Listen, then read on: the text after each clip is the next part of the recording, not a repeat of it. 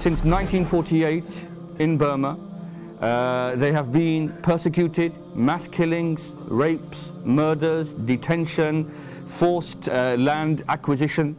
And the United Nations and all of the major human rights organizations in the world, they go to the extent of saying that the Rohingya are one of the most persecuted minorities in the whole world. We hear a great deal about communal violence. It wasn't communal violence, it was planned violence. It is quite clear for me, according to the testimonies and the people that I talked to while I was on mission in the country, it was clear that all this was organized. The government of Myanmar wants the world to believe that the violence that took place in Rakhine State in 2012 and since has been spontaneous, communal, or an unintended consequence of democratization. Because let me tell you, if the Rohingya were the ones perpetrating the violence against the Arakanese, we would know about it. The Security Council would be dealing with it. We know this. This is the double standard which operates in the world in relation to foreign policy. According to the UN report, there were consistent accounts that Rakhine from other areas were brought in to reinforce local communities prior to attacks. The internal UN report cited abuses committed not only by local Rakhine, but also state security forces, including the military, the border forces, and the police.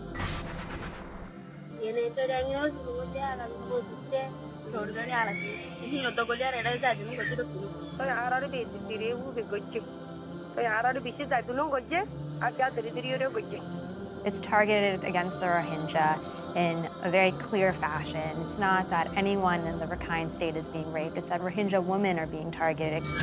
What happened in Mektela was a targeted attack on Muslims, not Rohingya, but Muslims who had been a part of the community in Mektela. Most of the killing has been done in the most barbaric way. You know, people haven't got arms as well. And also what's interesting is this is how we know the security forces are in collusion with the Arakanese against the Rohingya Muslims. Why? Because many of the deaths have been from gunshot wounds. Perhaps the strangest and the most revolting part of this massacre was that it was filmed. It was filmed by perpetrators themselves to show how proud they were of what they were doing. You can see police there, present at the scene where people are being killed, and they're armed as police and they're not doing anything.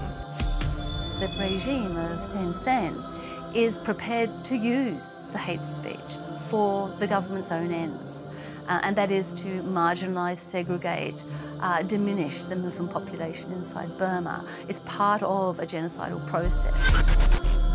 When I look at that document, what I see is government officials essentially trying to create a threat where a threat doesn't actually exist. When we see a document like that, we get very concerned that various authorities are working to incite violence against the Muslim population. There is a strong case to be made that there are political forces at play, state forces at play, fomenting anti-Muslim sentiment, fomenting violence, and in the case of Rohingya, fomenting violence that could amount to the crime of genocide.